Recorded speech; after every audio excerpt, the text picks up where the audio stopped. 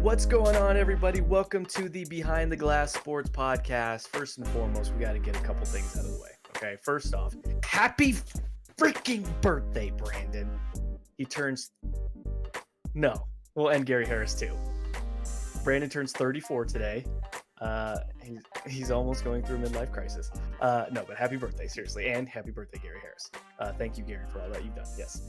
Also, yes, we both have green on today. You're twins with Gary for birthday-wise. Me and you have green on today. That wasn't planned, I promise. Number 3, I apologize for anybody watching the YouTube stream. There is something going on with my hair that I don't know what's happening. I have like a wingtip going there.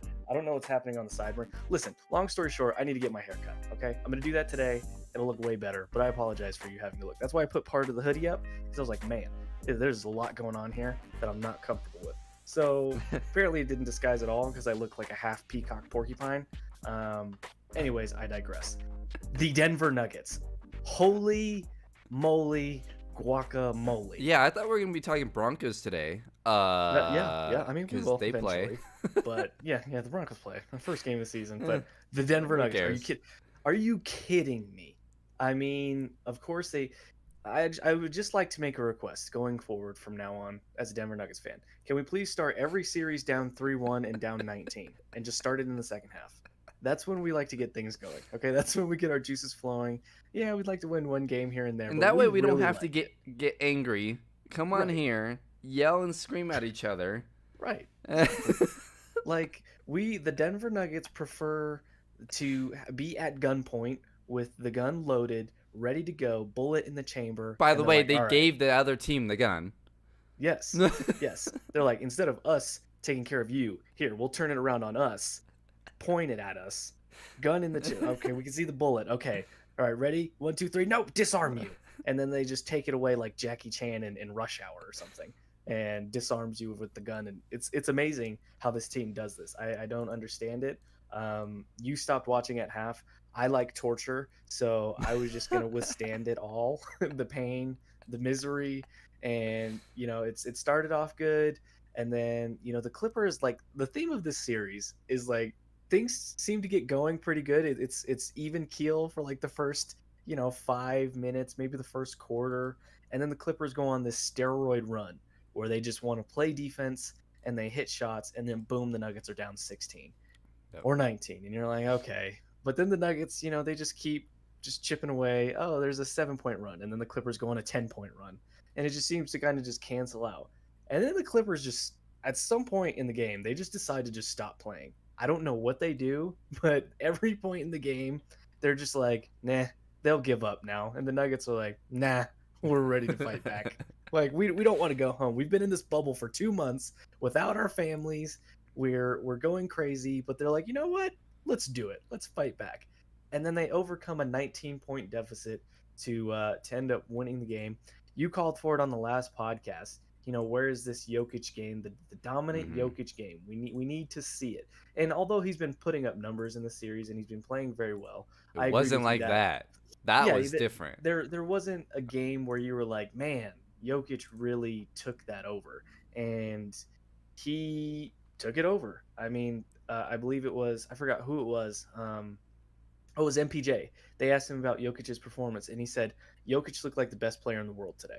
Like, not in the league, but in the world. Yeah. And, I mean, 34, 14, and 7. He was 13 of 22, 4 of 6 from 3. I mean, he hit 2 Sombor shuffles in that game. Well, one of them was at 3, and I'm just like, I told Steven before we started the live stream, with 10 minutes left in that game, I was standing up in front of my TV, my hands on my knees, and I'm pretty sure at one point I was playing defense along with the Nuggets. But when he hit that shot, I lost it. Like, I couldn't believe, because that was a horrible possession. Mm-hmm. That was a horrible shot possession. Clock too. He was just throwing it up over Zubats, I think it was, if I'm not mistaken.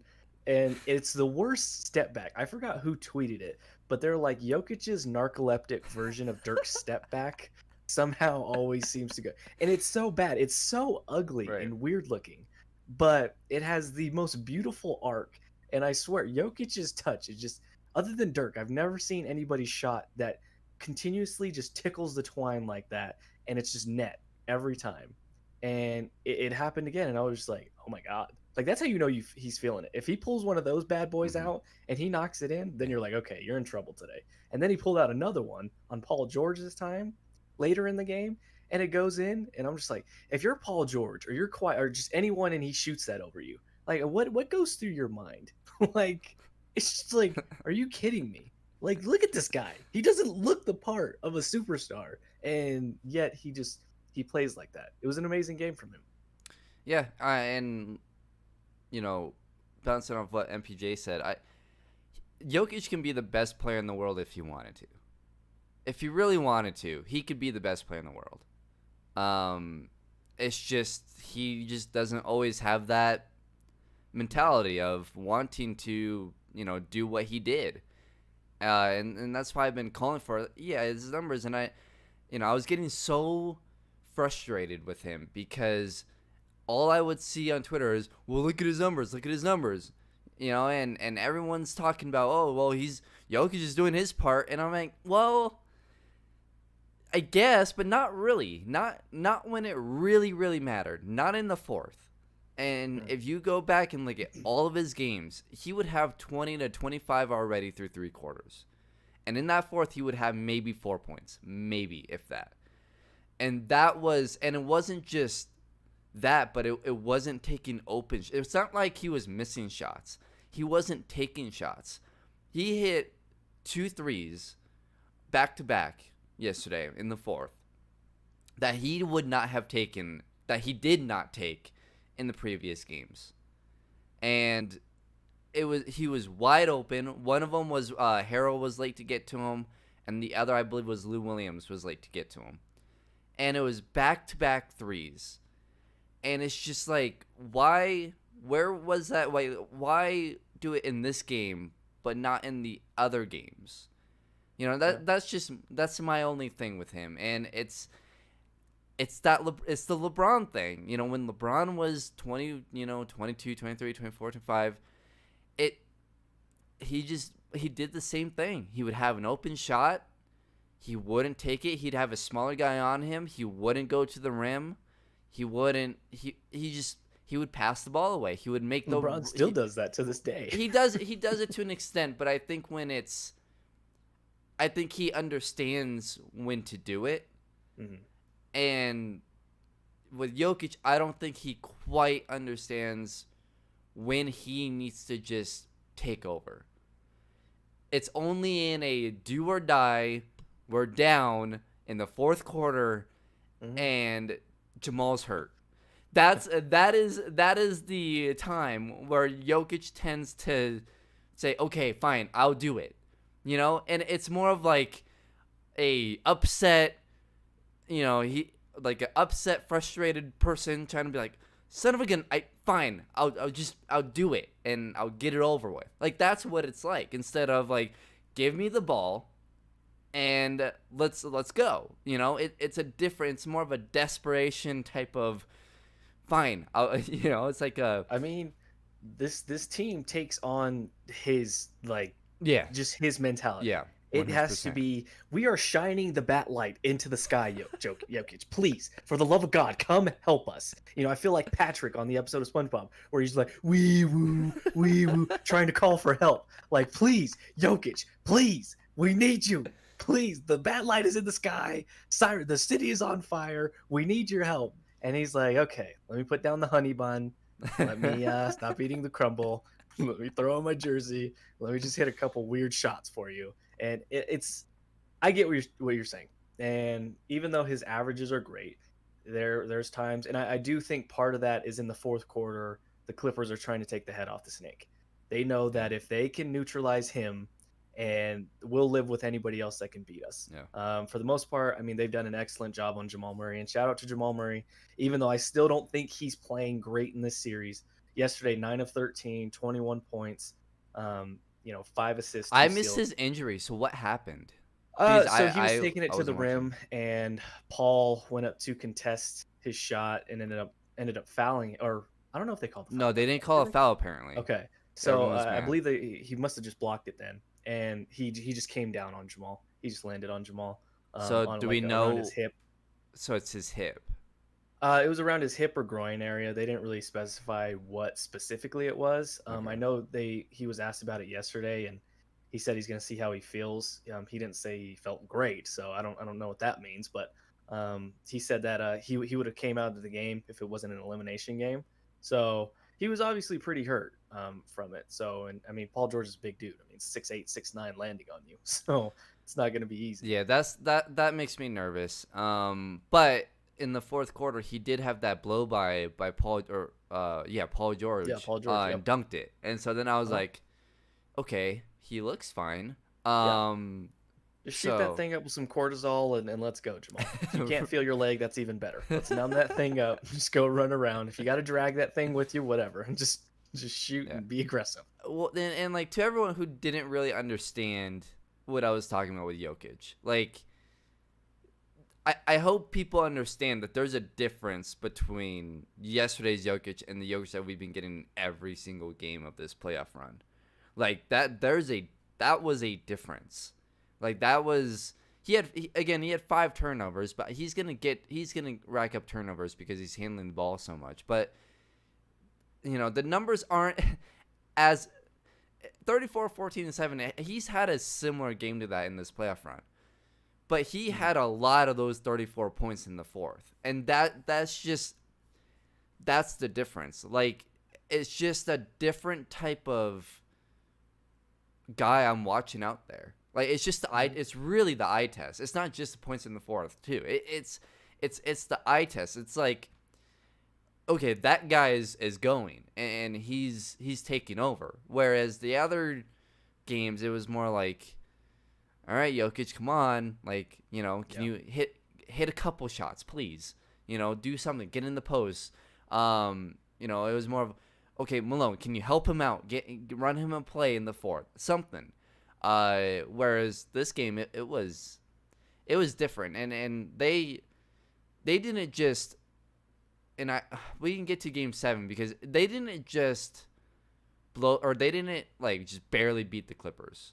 It wasn't like they didn't have to hold the Clippers off. They shut them out. Like they closed the door on them. They outscored them in the second half, 64 to 25, I believe it was. Right. 35. And I believe the Clippers got it to maybe 4, right? In the fourth? Yeah, Or like late. Was it 4 or 6? I don't think they ever got that close late.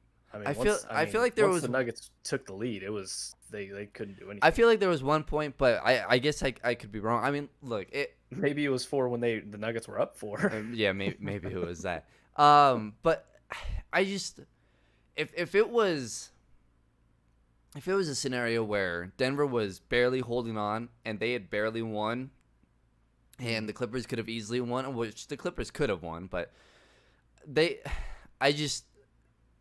it would have felt a lot different.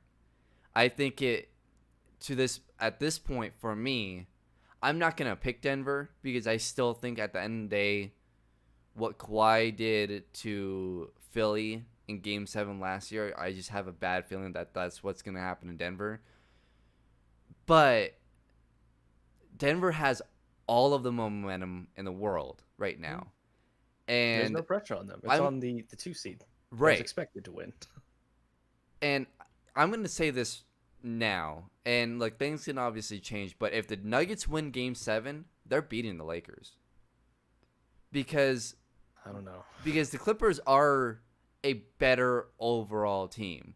Now the Lakers got LeBron and AD, but they don't have the other shooters and the other guys that Denver has. Well, then it switched. Then the matchup switches back, right? Then it goes from Jokic having an advantage to now it's Jamal having an advantage again. That's where it goes back and MPJ. Right. Well, maybe with LeBron. I don't know. I think well, remember MPJ was torching him in that game. Right, and then LeBron shifted on him. Right. He was like, okay, right. So let's stop this. We're gonna stop this nonsense. Okay? Right. But yeah, I mean, I think the size obviously scares you with the Lakers, but at this point, if you can beat the Clippers in a 7-game series, you can beat the Lakers in a 7-game series. I mean, at And this I point, don't yeah. really want to get into the whole matchups and stuff like that right now because I don't, Yeah, we want to don't know get if they're gonna people. win. Yeah, they gotta win, Right. and look, I don't think they're gonna win Game 7. I just don't. Me But either. But I've been wrong this whole time, we ever since like we've Game both 5 been of wrong. Utah. So I mean, I don't mean, listen to me. What I think is irrelevant now. what Anytime I in, count this team what out, anyone thinks. Honestly, we yeah, should all count them out. We should all pick the yeah. Clippers. I I don't really know what to think about this team anymore. But if they do win, I think they're going to the NBA Finals at this point. I mean, it feels like That's what it feels like. it feels it feels like they're the hot team for sure. But also too, I mean, we see in sports whenever there's a team that's like riding like this Right. miracle type of wave, it never seems to really last. It Hmm. kind of fizzles out. But then again, too, like I've thought since like Game 5 of Utah that they were going to lose, and how the narrative has changed, right, about this team. I mean, 2 weeks ago or however long that was when they're in that elimination game when the Jazz are up 3-1. I Hmm. mean, the narrative was the Nuggets are soft. They've Yeah. underperformed. There were people questioning, is not only Jamal a star, but is Jokic even a real star? Like these were real questions. Like fans were angry. People were saying soft. I mean, I was just completely irritated. I'm ashamed to admit this, but I will admit this. There was a point during that series where I was like, you know what? I think I'm going to sell my Jokic jersey. He is making me this angry. Like I was just so fed up. I was just like, I can't believe it. And then now to think, not only to think that they would come back from that series, like that's great. Honestly, when we got to the Clippers, I was like, I'm just happy to be here. If we lose in 4 or 5, whatever, it sucks, but I'm just happy to be here. The Hmm. Clippers are the better team. And then okay, we come out first quarter game 1, then we get our faces kicked in. All right, whatever. Understandable. That was an Yeah, understandable. game 2 they win, and I was like, wow, they actually like controlled that game. That's nice. We got one game, and then game 3, you're like, oh my god, we're controlling this one as well, and we could actually win Man, this. if And they then they would have blew won it. that one. Yeah, and then at that point, you're like, okay, you know what? They got a game. I'm fine with it. Game 4, however it goes, and then they win another one, and then they win another one, and now it's just like I'm just so proud of this team because there's so many times when they could have packed it in with how young they Yeah. are. Their best player is a guy who's mainly just passive. He's not a raw aggressive guy all the time, and you're just like, wow. You look at this team, not only how young Look they at are, but they Houston. just don't quit. Yeah, and you see Houston on the other hand, and you have a perennial All Star and a future Hall of Famer and one of the best scorers ever in James Harden, and Russell Westbrook, who's just Energizer Bunny on steroids and just never quits on you. You just can't hit a shot anymore. Um, I mean, you see that team, and this team is just not quitting. I don't know if it's just youthful mentality, youthful ignorance, just running around out there, just swinging. At this point, I mean, honestly, I would have thought they've wanted to go home by now, and they Yeah, just keep right. fighting, and they keep fighting, and they keep going. And I think it comes from the top. It comes from Malone because he's a never quit type of guy, and we've had Hmm. so many questions about Mike Malone these past 2 3 weeks. And I think this right here shows why he's the right guy, at least right now, for this team, Right. because he's not a quitter. Yes, does he manipulate things to get a better matchup? Yes. But at the end of the day, is he a quitter? No, he's a fighter, and he has that New York mentality. Obviously, being a New York guy, and he's always going to want to fight, I and also that's why I though think think that defense is his key. all the questions that we've brought up are still valid. Sure, easily, yeah. And that's why I said right now he's the right guy. That Hmm. could change next year Oh yeah. because, like we discussed in the last podcast, next year's going to be a key year. Right. I'm not coming off of that. That's still going to be a pivotal year. Right. But this team is just showing so much fight, and it comes from the top, and it has to come from your best player, which in the biggest moments, Nikola Jokic seems to shine. I mean, if you look at his averages in elimination games, It's he doesn't go ridiculous. out without a fight. He will punch you in the face. It might be Flubber that's punching you in the face, but he's going to punch you with that whale fist. All that blubber is coming right at your face. And then Jamal, I mean, he just doesn't quit. Even though he struggles, even though he's inconsistent, he's at least out there battling through Hmm. injury. And then you have the deer in headlights, Bambi out there, who's just he dribbles the ball off of his foot when he's running down the court with no one by him and MPJ. I'm just like, how is that possible? He was driving me nuts. I'm just like, dude, what are you doing? And then he comes up and hits so many 3 for 6 yesterday, and they were all big threes, and he has 13 points, and he's got 7 rebounds. You're just like, my God, you have 2 stars, two a star, a guy who could potentially be a star. I'm still not there with Jamal yet. And then you have MPJ, who could legitimately be a top 5 player in this league at some point if all goes well. I mean, I just look at this team and I'm like, wow, this is. And for the Clippers, I mean, you got to be kicking yourself because you had this series in the bag, and I think a large part of this is them letting off the gas. But one thing I've realized about the Clippers is that even though they're super talented, they're probably the most talented team in the NBA right now. For as talented they are, there's two things: they're not dominant. They No. are not a dominant team. They'll dominate you in stretches, but they're not a full-on dominant team. We'll have our That's foot why on your I've throat. been saying the Lakers will beat them. Right. Right. And they're not the type of team that's going to have their foot on your throat for 4 quarters. They let Mhm. up. Inevitably, they just let up. They're a really great team, but they're not a dominant team. They're not the Warriors, where the Warriors would just landslide you with an avalanche in the first quarter, and you just be done. You know You'd why? be It's down by because they don't 4. have that player. Look, Kawhi is a great player. He's a Right. great player. But in a lot of ways, he's kind of like Jokic in a way, where he's not there's a difference between LeBron and Kawhi. Like there's a massive difference. Even though LeBron has passed up shots and has had all that question, blah blah blah blah blah. Well, Kawhi has hit a couple game winners, but he's not that type of. He's not more of like give me the ball and he's done it, but it's not.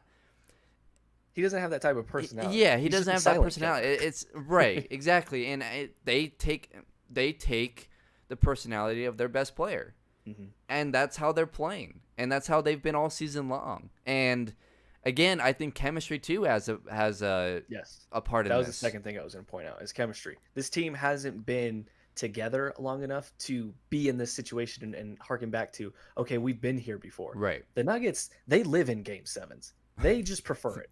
They prefer getting kicked in the face. Their teeth are already knocked out, and they're like, all right, time to get up and punch. That's what they prefer. I mean, the Denver Nuggets, 4 game sevens in 2 years is The what first they're team to doing. ever do that, 4 straight. Right. A 3-1 deficit. They could be the first team in NBA history to come back from 2 3-1 deficits in the same postseason. I mean, they just don't care. And the Clippers, even Paul George, I mean, as great of a player, at least that I think Paul George is, he's not an alpha personality, No. right? He's not a guy who's raw. He's very talented, but their two best players, aren't like, they don't have Patrick Beverly's mentality. Right. They don't have. They don't even have Jamal's and Jokic. Like you see Jamal and Jokic screaming and just having all that emotion.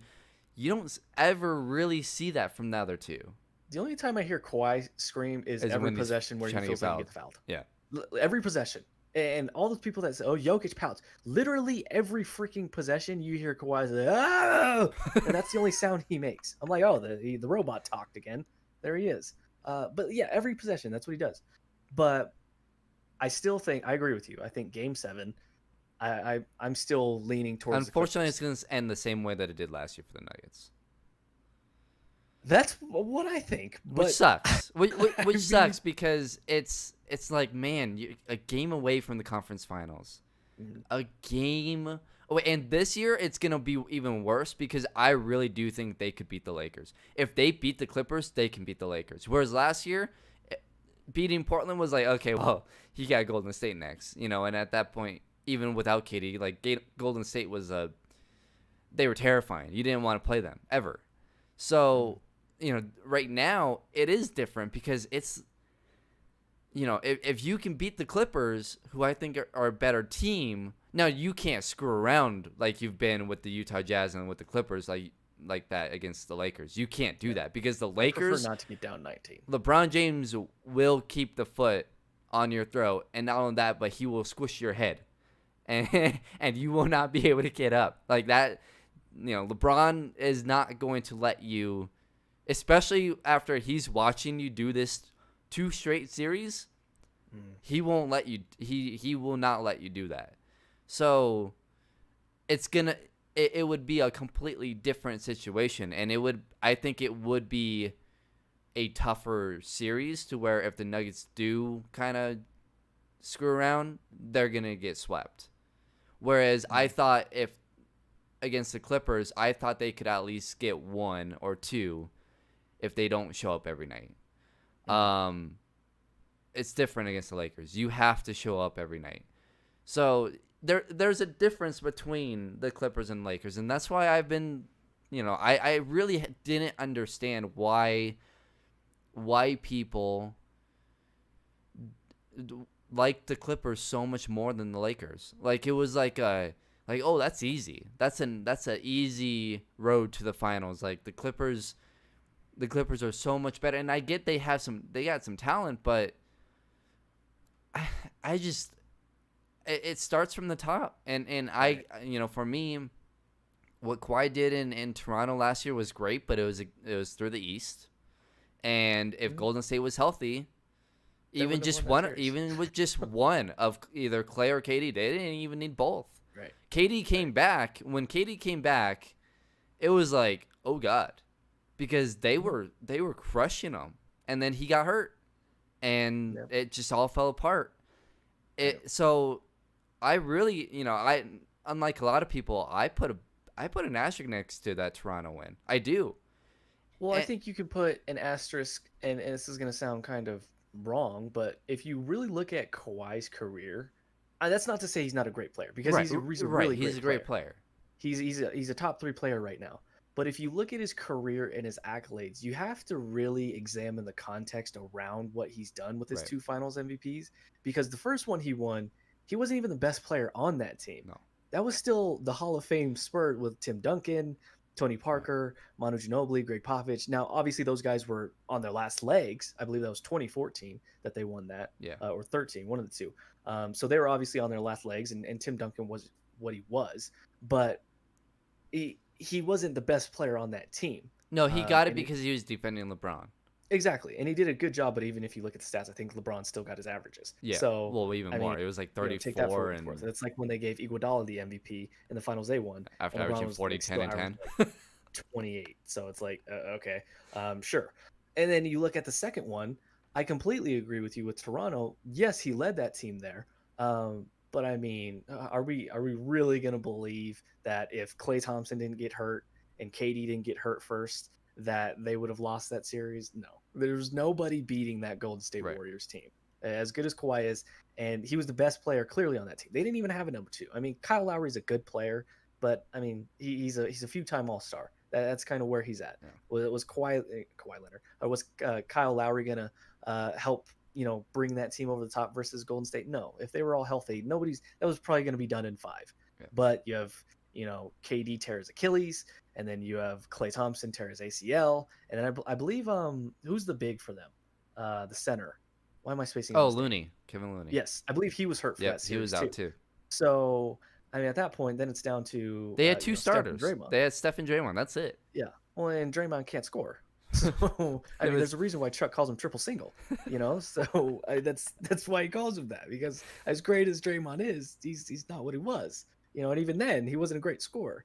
So you have to look at it in context. As far as what you were saying about the Clippers being far superior than the Lakers, I don't think they're that much better than the Lakers. The only reason I preferred them or picked them when it came to predicting a Western Conference Finals matchup is because the Clippers just had their number in the regular season. And I get it. At this point, the regular season shouldn't matter. I just need to stop putting stock into that, because the Nuggets were swept Utah in the regular season, and then they almost lost to Utah. And the Clippers kicked the Nuggets' head in a few times in the regular season, and now we're going to Game 7. So you really have to take it with a grain of salt. But I also do think, even right now, the Clippers just have the better all-around team 1 through 8. When they go to their bench, they can bring better guys off the bench. But the Lakers have the 2 best players, and I think that trumps having 8 good play. And here's the thing that the Clippers, a big issue with the Clippers, they do not know how to close out games. It reminds me of a lot of when LeBron and D Wade that first year, where LeBron didn't really want to take over. And it was still a little bit of D-Wade's team. And D-Wade had to kind of, during that offseason, Wade went over to LeBron and was like, this is your team now. He had to, literally shake LeBron and say, your team, right? This is your team. I think that's a little of what's going on. It still feels like Kawhi's team. But the way they close out games Kawhi isn't that type of guy to just like he's done it, and I get it. Like he's done it in the past, but like he doesn't have that mentality of he's gonna take games over. So yeah, he's just not an extrovert with it, right, and so it's just I still think he can do it. I think he's a closer. right. Well, I think I get so what you're too. saying. He But just doesn't exude that type of mentality. right, and I think overall with He's a that robot. team too, they don't really. I feel like they don't really know what to do in the fourth because again, it comes with chemistry. The Nuggets have, when it comes down to the fourth quarter, they know how to win games because they've done it over and over. They put themselves in the damn position. Yeah. Right. But you know what? I think the last 2 years, the Nuggets have the most wins with a game under 3 points. I believe that's the stat. Something like that. Wouldn't shock me. They've played in the most games and they have the most wins. And their record is extremely good. And as frustrating as it has been to watch them play like crap against the Cavs and then have to come back, play like crap against, the Sacramento Kings and have to fight back, all of that is why you're seeing them do what they're doing today. There's a silver lining. And they know how to do it. And not only that, but they know who to go to at the end of the games. It's, for the most part, it's Jokic. But they're comfortable with Jokic and Jamal playing a two-man game to where Jamal can do it too. And then with the Clippers, if you double them, then MPJ's wide open in the corner. Gary Harris, by the way, happy birthday, Gary Harris. Like, holy crap, Gary Harris. I just... You have these guys who can hit corner threes. They just have so many guys that can score. And not only that, Gary Harris can get to the rim. He needs to freaking finish, and he needs to hit his free throws. But they have guys that can do other things, whereas you look at the Clippers, it's all on Kawhi.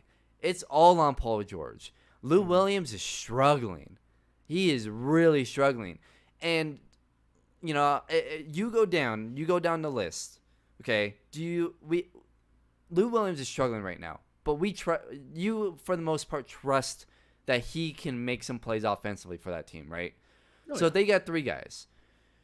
For the Nuggets, though, do you trust Gary Harris to hit that shot more than Marcus Morris? Or no, more than Patrick Beverley? Ugh.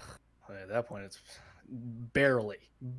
I trust him. I trust him more.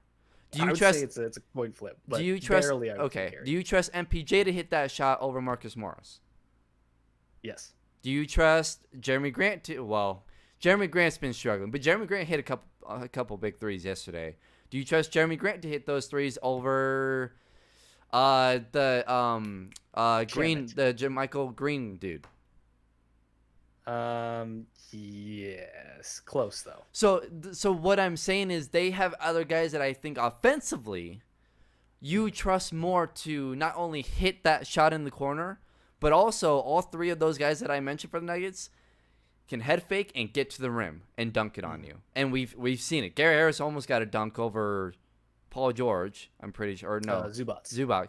And we saw MPJ get one over Harrell. Jeremy Grant's had a couple of dunks over guys. So what I'm saying is the Nuggets have guys who can not just hit those corner threes, but they can get to the rim. They can score in other ways. Whereas I think the Clippers and why originally, when we set our bracket before the playoffs, I did pick the Nuggets to beat the Clippers. Now I changed my mind because the Nuggets had to go 7 and the way they had to fight back against Utah, I was like, they won't have the gas to even maybe get to 6 against the Clippers. I was wrong, but the reason why I had picked the Nuggets over the Clippers in the second round originally was because of that reason. I'm seeing guys like MPJ, Jeremy Grant, Gary Harris. I was thinking Will Barton could be back by then. Could you imagine if they had Will Barton right now? Honestly, this series might already be over. They have so many other guys, and maybe not. They don't have the defense that the Clippers have with those other guys, right? But in my mind, great offense trumps great defense. And if those guys are playing great offense, it's Mhm. gonna beat whatever Patrick Beverly, whatever Morris, whatever Jermichael Green, whatever those guys are doing defensively. They're gonna beat whatever they're doing defensively because Right. Jeremy Grant, Michael Porter Jr., Gary Harris, if he's hitting, Will Barton, like those guys offensively, to me are better than the Clippers others, and that's why I had picked them. And we're seeing that. We saw that yesterday. The Yeah. others, and it's really, in my mind, this whole series has been about the others. If you look at each game and each team winning, the others stepped up. Because Jokic and Jamal and Kawhi and Paul George, they cancel each other out. Paul George isn't consistent every game. He and Paul George has actually struggled quite a bit in this series. Kawhi Well, last Leonard, night, I mean, the few games that he has had a good game, they one won. game they didn't match it, but last night, I mean, he had 34 last night. Right, he led the did play well Clippers. last night. But again, Jamal played well too, and he shot the ball well. And Jamal had, He had 21. Jokic had Yeah. 34. Kawhi Leonard had 25. They 58 for the Clippers and 55 for the Nuggets. Those two cancel each other out, and it's been like that every single game. Yeah, It's and they have all about the others. And yesterday, Gary Harris had 16. Michael Porter Jr. had 13. Monte Morris, who I forgot to mention, had 10. Those guys were in double figures. For the Clippers, Lou Williams had 14 on 5 of 11 shooting. Not bad. Jermichael Green had 11. That's it. That's it for the other guys. 5 for Morris. 5 for Harold. Those were the next two highest scorers. So you look at every single game in this series, it comes down to the other guys. Can Gary Harris hit shots? Can Jeremy Grant hit shots? Can Michael Porter Jr. finally get going, hit shots? And he has the last 2-3 games. He's been awesome.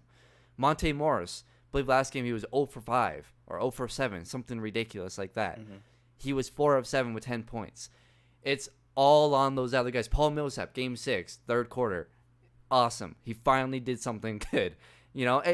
That's how what the the series playoffs has are. gone. That's how the That- playoffs are. Yeah. Yeah. I think I mean- in the Utah series it was a little bit different. It came down to, Jokic and Jamal outplaying Porter and Mitchell, except for Game 7. Even Game 7, Jokic was awesome. So that series was different. It came down to the stars.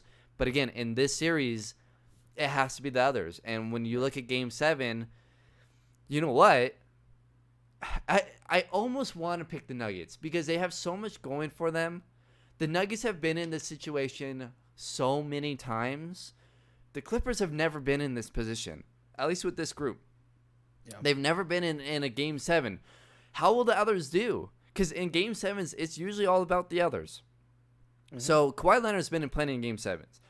And last year, as someone brought up his stats, he actually, in his first 3 with San Antonio, wasn't very good at all. I don't think he had more than 13 points. Yeah, But Matt then Moore last put year, out he his had stats 40. yesterday. Right. But then last year, he had 41. But Wasn't he took like 31 Took shots. 39 shots. 39 shots. So, okay, and Paul George has notoriously been bad in Game 7s. Against, I believe, the Heat. He was awful. So, all of a sudden, it's like, okay, well, I'm not sure what those two are going to do, but I believe those two are going to play great. At least they're going to play how they've been playing. So, Jokic and Jamal got it. Again, it's on those two. And we know Jokic has been great in Game 7s. Then it comes down to the others. Will Montrezl Harrell be he's never played in Game 7? At least I don't think so. So Williams, how are these guys? And we haven't seen him in that position. You make a great point, and it's a great point in general because it's this team. Even though you have a Kawhi Leonard who's been to the finals and has won, even though you have a Paul George that has gone far in the playoffs, as a team, when you don't know how guys are going to react, and you haven't been in these, at least a lot of these clutch moments or tough grind out, series together. You don't know how the other is going to react. Should I press a little bit more here? Should I lay back? Do I defer to Kawhi? Do I take it over? If you're Lou Williams, I'm completely shocked with how bad he struggled. But I think part of that too is the Nuggets have played excellent on him defensively. Yeah. How does he come out? Because there's such a thing as being too aggressive, and trying too hard. So for them, it's weird. I think the ultimate and it's weird that I'm saying this, but the ultimate, I guess, decider of this game, and this is assuming that Jokic and Jamal play well, Right. is Yeah. MPJ. Mhm. Matt Moore put out a tweet yesterday. He said this quote: "I think MPJ is extremely mistake prone and is very wobbly, even with the ball in his hands like a giraffe. The Nuggets have outscored the Clippers with him on the court in the series in 4 of the 6 games by a combined margin of 53 points. Wow. For some reason, Wow. MPJ gives them issues, and if he's not Well, I think I settling know for why. sides, Because right, they're throwing they're throwing everyone at Jokic and Jamal. right, They're right. gonna have to change something. But do you, if you're the Clippers, do you even change anything? Well, that's the thing. I mean, if you blitz Jamal, and well, Kawhi or Paul George is going to be on Jamal. Right. Well, scratch that. Paul Beverly, Pat Beverly is going to be on Jamal to start the game, and then Kawhi is going to get his looks at him, and Paul George. They switch up those guys, Right. but eventually 2 of those guys are going to be blitzing him most of the time. So that's going to leave MPJ. And then at that point, then you're getting guys closing out on him that's like Morris or Lou Williams or whoever. If MPJ is aggressive and doesn't settle for contested 3-point shots, which he likes to do, he loves to take just terrible 3-point shots at times, even though he can make it, then they're in trouble. So I think really he and the others is the ultimate decider, of this series. And, just me being a pessimistic Nuggets fan, I'm going with the Clippers in this game. But every time I've counted out the Nuggets, they find a way. And they've been to now 3 Game 7s together with this group. They just know how to do this. They've been in so many close games, and that's both a good thing and a bad thing, because it's like, why can't you just dominate and win? Why do you have to put yourself in this position? But with being in that position, you get reps in this position. I think the answer to that is 23, 24, 25. Exactly. And so they have now the repetitions to know how to handle themselves.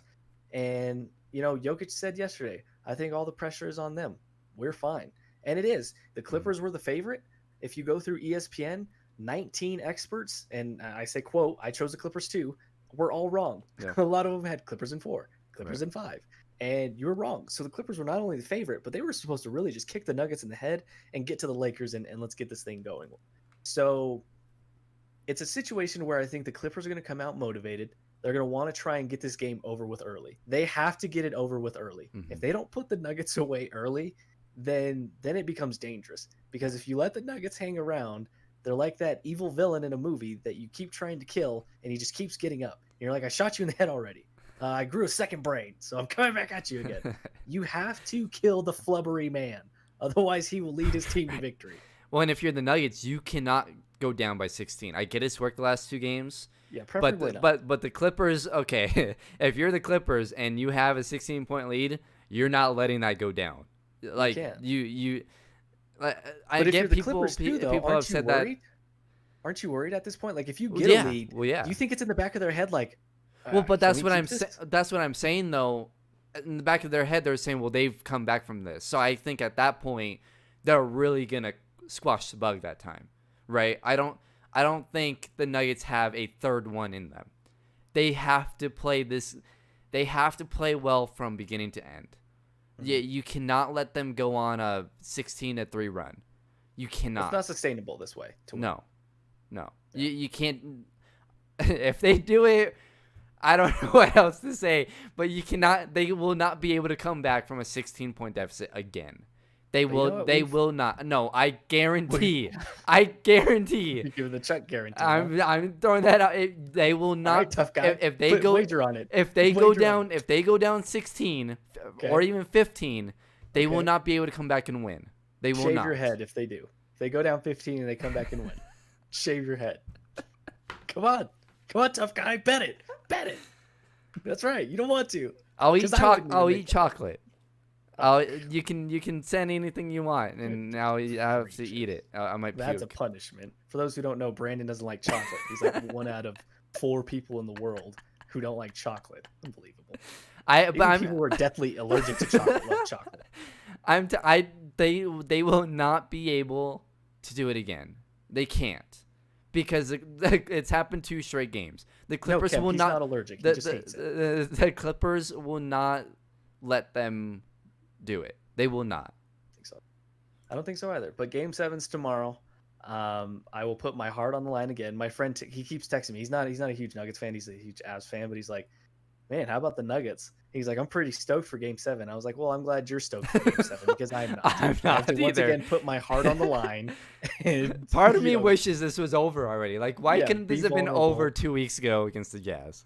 Exactly. You have to continue to extend this because then if you lose, I will cry in misery for 3 weeks and mourn. No, I mean, at the end of the day, would it suck? Yes, of course it would suck. But I think there's so much to be proud of with this team. Yeah. And if you lose in 7 to the Clippers, who nobody gave you a chance against, I think the Nuggets have not only changed the narrative and changed people's minds here in Denver about them, like the casual fans that only watch primetime games and only watch playoff games, and when they see the Nuggets struggle, they're like, oh, they suck, they're soft. I think they've changed not only those people's minds, but I think they've changed the minds of coaches, players, and the national media of the narrative on this team. Yeah. I think people now are like, okay, this team is real, and we have to take them seriously. And I pray to God, like I hope that there is some superstar who's going to be a free agent, Giannis, that sees this and is like, you know what? I'm the missing link. Remember what we said? What it would take for them to get a free agent, and we were like, well, they have to be this close to beating the LA teams. I'm telling you right now, they are this close. They're one piece away. I mean, I don't know what that piece is. I mean, it has to be a wing of some sort, but they are one piece away. But okay, but watching Giannis though, see, I'm not even sure I would want Giannis. You say that now. Do you see another 25-point scorer come here? Well, but you lose here. Let me explain. You would lose a lot. You would lose Jeremy Grant, Gary Harris. You become top heavy. You would lose Will, and then what I'm worried about too. Giannis can't shoot, right? Mm-hmm. So I would be afraid that Jokic would be like, here's all the keys.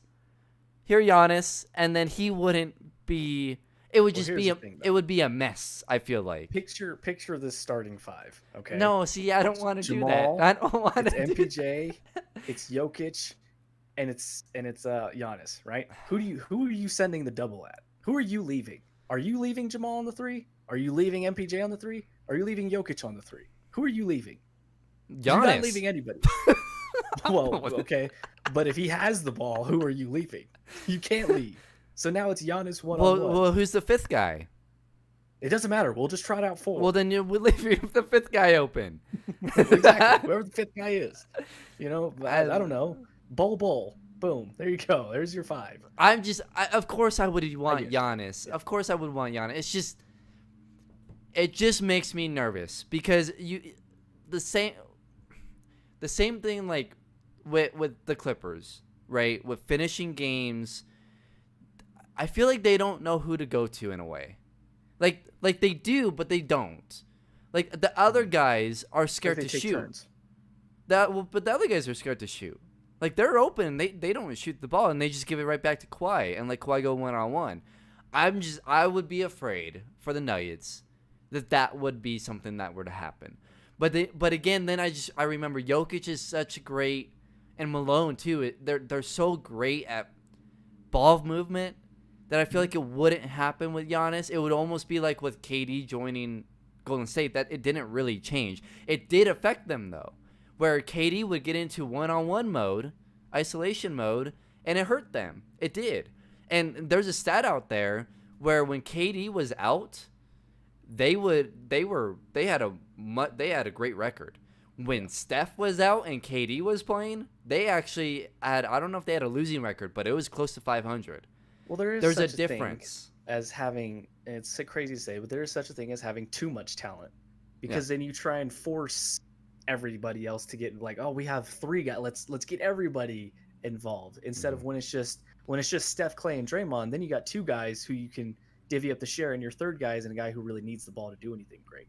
He's a facilitator, right. And then you bring in KD. Okay, now it's 3 scorers. How do we manage this dichotomy? Even though they're so talented that they overcome that, but still, it's true. But I do think the Nuggets, and maybe it's not Giannis, but the Nuggets are one, as currently constructed, and if they play like this, They're seriously just one piece away. And that one piece could be in-house. It could be MPJ. It could be Bol Bol. Well, We don't I'm know. including MPJ. I still think that they're, because it's still a young MPJ. I still think they're True. one piece away. I guess I'm thinking more 2-3 years down the line. Well, still. yeah, at that point, I mean, if They everybody don't need reaches anyone. what they need to, then yes, they don't need anybody. But what if you drop Jimmy Butler on this team, right? Oh God. I mean, would love is the Nuggets a championship team with Jimmy Butler? that. Yeah. Yeah. Exactly. So there, you could see that. team Bradley legitimately in the Beal. finals. Chris Paul does Chris Paul make? I this see. championship Did team? we talk about that? Have we talked about that, or was I Yes. thinking about that in my head? Okay. Yeah, Yes. Chris Paul would be a great fit with this team. Mhm. That I would did be see on Twitter unreal. by somebody who was saying that the Nuggets are reportedly considering exploring a trade for Chris Paul. I don't know if that's true or not, but I would love that. They could work honestly. it out because they have so much money tied up with Plumlee and Millsap, and then if you trade Barton, that there's so much money that Well, that puts you that's gonna. smack dab in the 2 to 3 year window because Chris, I think, has 2 or 3 years. Yes, left on his deal. but if you make a trade where you're not giving up MPJ, Jamal, and Jokic, you're also built for the future. Well, how do you, if you're the Thunder, how do you get away with not asking for at least MPJ? Well, if Or you're Bol well, the Nuggets won't do it. That is that simple. The Nuggets At least won't I do would it. hope they would do it. The Nuggets won't do it for MPJ. If it was Bol, I If it's think Bol, I think they Will they Barton. would if they had to. But again, if you're the Nuggets, you're saying, well, I would rather have Bradley Beal then. So then I go to Washington and be like, Washington, do you want Bol and this package for Bradley Beal? I don't know if I want Bradley Beal anymore. And the I reason would being, rather have Bradley Beal because he's only 26. If Sure, I'm giving but- up Bol, I want a 26-year-old that puts me over the top instead of a 36-year-old that's at the end of his career. True, but here's why I would say I wouldn't want Bradley Beal, because I think the fit would be a little bit off in terms of I think there'd be a lot to Jamal- figure out. Yeah, you want Jamal. I think we've come to find out in this playoffs specifically. Jamal is better at the Jamal two. works really good off ball. Yeah. You bring in 2 type of combo guards like that. It's kind of a similar situation with Damian right. and CJ, but Damian's really good on ball, so he can handle. But Jamal, I think, But Bradley Beal's is- defense too. I mean, Chris Paul's. I just think it'd be weird. Now, again, like, Are you would I getting be rid of Gary opposed to Harris a- at this point? See, we would have said Oh. yes in a I second. know. I don't want. I don't if wanna it's a deal I trade can't Gary. Pass up. I don't know. If it's a deal I can't pass up, yes, I would. Well, yeah, he's not an if it's- untouchable, but at this point, you realize how important he is. Right. If it's for a Chris Paul or Bradley Beal, yes, I'm moving Gary Harris. Right. It would hurt, It would hurt. yeah. but I mean, I don't want recency bias to completely throw that away, because there's still real concerns about Gary's offense. Now, well, listen, if we get to but he next was year and shooting the ball improves- well before the break too. right? I feel like maybe he's gotten over that stretch where maybe it was something with an injury that was really affecting him, and then he finally got to a point where he was not only comfortable and healthy but confident, and Well, so that's he was another concern, shooting too, the is ball injuries. well. Right, but then he comes back from injury this time, and he still has that confidence. So I don't know. I want to say he's gotten over that little shooting hump because he was he was really good before all those injuries. It's not like he was bad before the injuries and he was bad after, and then he got on a hot streak right before the break. He was a really good shooter and a really good scorer. Remember, he was the second best player with Jokic 2 years ago when Jamal was in his first or second year. It was Gary Harris who was hitting game winners over Paul George against Oklahoma City. Or Russell Westbrook, not Paul George. You know, it was Gary Harris that was averaging 18 points a game. So it's a weird thing with Gary, and he's only 25, or he turned 26 today. So it's a weird thing with Gary Harris. I think you do everything you can to keep Gary. You're willing to give up. Honestly, you're willing to give up maybe a sign and trade with Monte, because I think you're comfortable with rolling with. Well, if you get Chris Paul too, You then trade get Monte. PJ Dozier, so You Dozier yeah, would slide PJ right in. Dozier. But yeah, if you put a package with Barton, let's say Monte, or I guess PJ, either of the two, Bol. Bol, and a couple firsts. And they also have, by the way, have Houston's pick this year. Interesting. I thought they didn't have a pick at all. They have Houston's pick, or not this year, next year. One of the two. It'll be interesting, but that might end up becoming a good pick if Houston decides to blow things up. Right.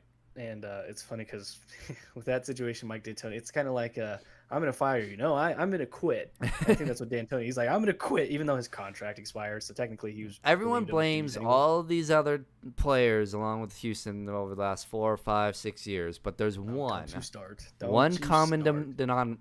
I can't say the word. The mascot. Did you see that tweet? Yeah, I saw that tweet. But there's one guy that's been there the whole time that no one's put blame on. Stop. Just waiting. Stop. He's not that guy. He's not. He's a great scorer. He's not that guy. He can be the best player on a championship team. Oh no. Yes, he can. No, he cannot. James Harden can't be the best player on a championship team. 6 straight years. Okay, well, 3 or 4 of those he had to go through Golden State. He was up 3-1. Fair. That's fair. So was KD and Russ. And KD.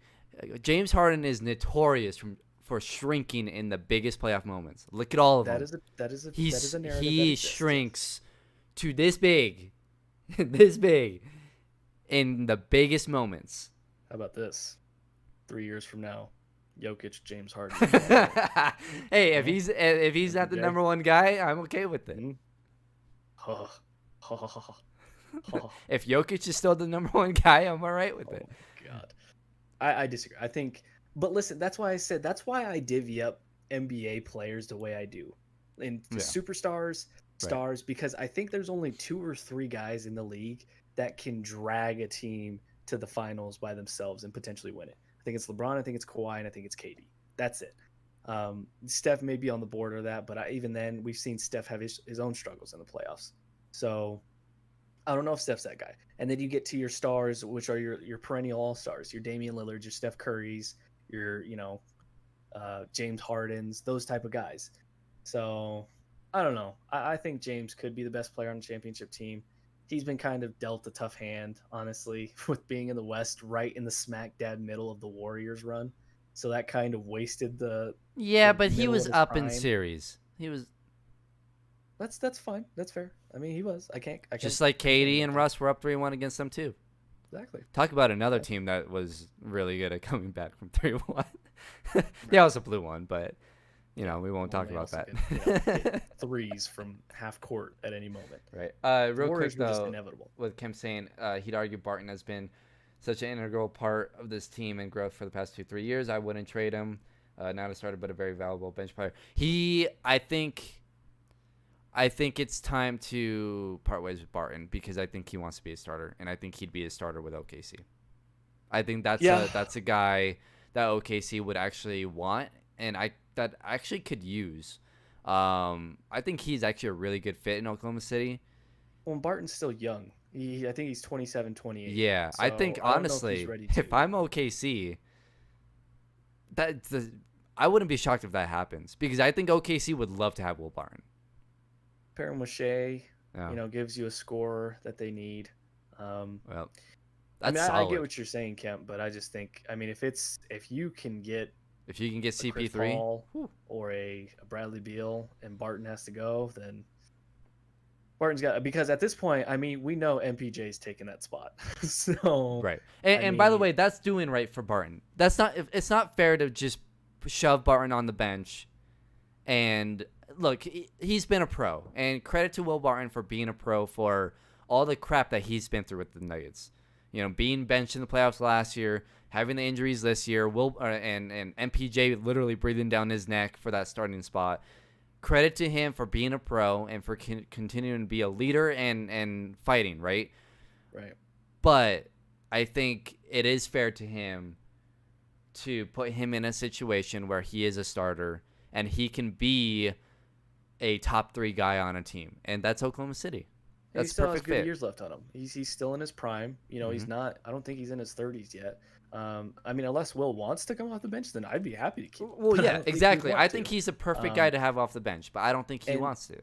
and Barton himself has kind of already. I think he was the first one to acknowledge, and I think honestly, I think He's that 29. was great for him to do. Okay, 29. I think that was great for him to do when he tweeted earlier when MPJ was going Yeah. crazy in the bubble. He was like, "We can't hold this guy down anymore. It's time to unleash this guy." I think that was a small but really exceptional gesture by Yeah. Will Barton because he recognizes, okay, this guy is like supreme talent. Like, Right. no, we're not exaggerating when we say, and everybody sees it, this guy could be a top 5 player in the league someday. Like, he has that type of ability, and Will, I think, sees that, and for him to do that, I think the organization probably behind closed doors kind of did whew, all right, we don't have to try and find a way to gently put this to Will that, hey, we're gonna bring you off the bench Right. now. Right. So I think I, I think he'd be okay with it, but I also think that he's a valuable trade piece. Mhm. So I'll say, look, I've had my issues with Will, the hero ball stuff, and I think that's more so gone though now because of what Jokic and Jamal. Like, even if Will was playing, I don't think it'd be as bad because he understands that there's guys ahead of him now, right? But when it was Jokic and Jamal being really young and we weren't really sure who to close out games, it was Will, and Will took that upon himself to do so, and it drove me nuts. If Will Barton was healthy, with Gary Harris back too, the Nuggets would have beat the Clippers in 6. After hindsight 2020, but Maybe. the Nuggets would have beat the Clippers in 6. I don't know. I hate saying that because then you're assuming that Will coming off of okay, True. if he's healthy, then you're assuming MPJ puts up the same numbers, and we don't know how that affects. But I think they his could have really minutes. used. I think they could have really used Will in this series. I think they really could have used him last series. True, that too. They, but I think they really could have used him last series. I think having Will and having another guy who could score and relieving pressure off of. And it's another defender you can throw. And at Kawhi and Paul exactly. George. I think they would have won in 6. Maybe it's possible. But regardless, I mean, I think if the Nuggets get through this series somehow, I think Will Barton could potentially make a return in the next series if it came to that. That's what I was thinking that too. That's gonna be interesting. I mean, the Nuggets could get a very valuable piece. Now, obviously, we can't overlook Game 7, but if they were to get through that, I wouldn't be shocked. I'm telling you, if they win Game Barton 7, they're beating the Lakers. I don't know if I'm willing to go there yet, but we'll see. But I don't think they're winning Game 7. I just don't think they're doing. At a certain point, though, we have to.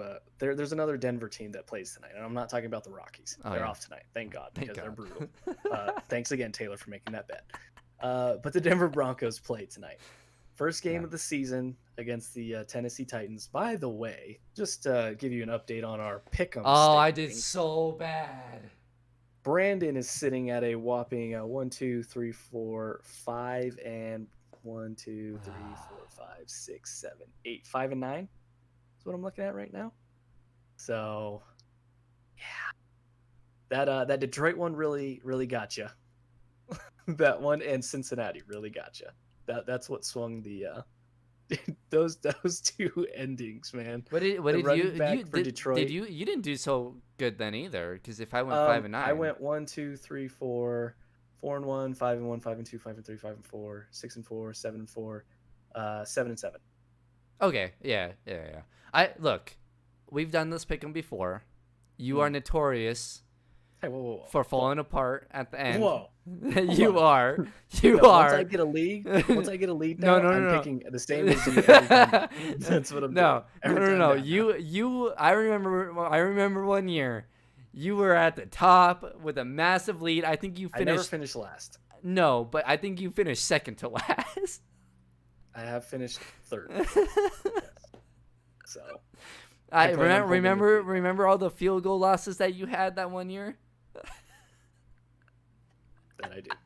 So I'm not panicking. I'm like the Denver Nuggets here. You know what? You can have that. You're gonna follow up. I'm holding this. No, you are not. But that's where we stand right now. Brandon's at 5-9. I'm at 7-7. We have 2 games tonight. Real quickly before we kind of dive into the Broncos game, Pittsburgh, New York Giants. First game. I'm picking the Giants. Okay, well that'll go against me, so you can make up some ground there. So I'm NYG picking the Giants. for Brandon. Also, though, I think again it's the case of second-year quarterback with Saquon. They have if their receivers are healthy, they have a good offense. I don't think Pittsburgh's gonna have a good year. All right, we'll see. At some point too, we probably won't get to it today because we're kind of running short on time. But at some point, we got to do our division predictions, and maybe we could do that. You can just think of that stuff and text it to me. Yeah. I'll throw all that in there, and then maybe we can go over it next episode. Yeah. But for this Broncos game tonight, obviously no Von Miller, who's out, we think, for the season. But he said on his Twitter video to Broncos Country that he's shooting for that 3-month time frame to return. Now, obviously, it wouldn't make sense for him to return if the Broncos suck. Right. So this has to, assuming that the Broncos are in a position to make a playoff spot, we could see Von Miller return, but I would say most likely not. Cortland Sutton is still questionable. Vic's test for him was do 10 jumping jacks. If you can do that, you can play. Weird test. That's weird. Then he's playing. Maybe not. He did sprain his AC joint, so if he can't get that arm up 10 times, I don't know. So we'll see. And then Chubb, I think he'll be okay to go, but you never know. So the Broncos are, I think, 7-0 in their last few openers. I think I saw that tweet right from Troy Rank, but they're really good in home openers, regardless to say. So what is your feel for tonight? Because me personally, I have this as a loss. I just think without Von Miller, second-year quarterback, going into a new offense, I think there's going to be a lot of growing pains. I think that the Titans carry over much more chemistry, and they have a 6'3" monster just to hand the ball to 58 times. So, yeah, it's a tough one, but at the same time, I think, look, what the Titans did last year was great and all. I just don't think they are that good. I just don't. I don't think they're as good as what they did last year. I think they went on a great run. Derrick Henry was great, but I don't believe in Ryan Tannehill. I think there's a reason why Ryan Tannehill, was benched and shipped off from, Miami. They have a couple of really good receivers. Corey Davis is one of them. The defense is they lost a couple guys though defensively. I think they're gonna have one of those years. I don't think they're gonna make the playoffs. I think they're gonna have, they were a hot team last year. I think they have a down year this year. So, and look, I think the Broncos offense is gonna be better than people think initially too. Now the Broncos got to be able to run the ball tonight. You pay $9 million, or you're giving $7 million this year to Gordon, and all I've heard about Philip Lindsay is he's this amazing running back that can be the bell cow for a team. Don't you start with me. So those two guys need to play well tonight. If those two guys play well, I think Drew Lock gets comfortable. I think his chemistry with his receivers are really good, more so than a lot of quarterbacks because he's had a lot of time with them. Cortland Sutton, I hope plays. I'm banking out on Cortland Sutton playing at this point. I think Denver wins. I think it's a close game, though, for sure. I think it's a close game. I don't think it's high score or anything like that. But I think Denver wins. I think if you can get me, 2 touchdowns, 3 field goals. 3 touchdowns, 1 field goal. Something like that. If that offense, I think more likely 2 touchdowns, 3 field goals. If you can get me that, which I think this offense can do, then I think Denver wins. So what is that? 14, 17, 20, 23? I don't know. You threw out a lot of numbers there. 2 touchdowns, 3 field goals is 23 points. There you go. 23. So you got Denver winning tonight. I got Denver winning tonight. I'm going to say 23-16. All right. we'll see how it goes. Hopefully they do. If they do get a win, then my 3-13 prediction is not looking good to start off. So. That was a little harsh. I think that was a little. I'm just listen. Look, I've been on the whole train I've been on the whole train last 4 or 5 years of 3-13, 4-12. I've been making fun of everyone. I've been probably the biggest Broncos hater the last 4 or 5 years, and it's been a lot of fun. I've enjoyed it. But I think they're gonna have I think they are gonna have a good year this year. Now, I'm not saying that they're gonna go 10-6, 11-5. I'm saying they're gonna go anywhere between 7-9 and 9-7, and to me, that's a good year. So see, I was of that mindset when they were healthy and before the pandemic started. That's when I was of that mindset, and then the pandemic started, and then you lose Von Miller. So but I didn't think Von Miller was gonna be that important this year already. So. Okay. I think if Von Miller doesn't come back this year, I think he's played his last game in Denver already. I think so too. I think it's his last down as a Bronco. And before this season, before he got injured, I was saying this was his last season. Hopefully not. I mean, for his sake, I think I would love it if he retired as a Bronco, and hopefully the Broncos and him take this time to negotiate a fair deal for both sides to keep him here and to compensate Von fairly. But we'll see. But me choosing them to go 3-13 isn't because they don't have talent. They have talent. That's not the issue here. It's just the circumstances of the season.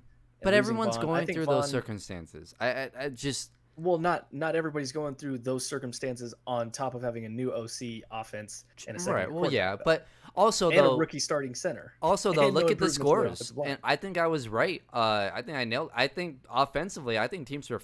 There was issues, but I think defenses struggled because of tackling. I think offenses have the advantage, which is kind of crazy to think, because I really didn't think about. But after watching the Kansas City game, I think offenses at like 38-25, 27-17, 27-23, 43-34, 21-11 with the Patriots Dolphins, but those are kind of two rough offenses. It's, I guess, similar situations to Denver and Tennessee, so it could be right around there. 27 Washington beating Philly was a shocker. 27-17, 34-30, 27-20, 38-6. Browns are so bad. Chargers Bengals 16-13.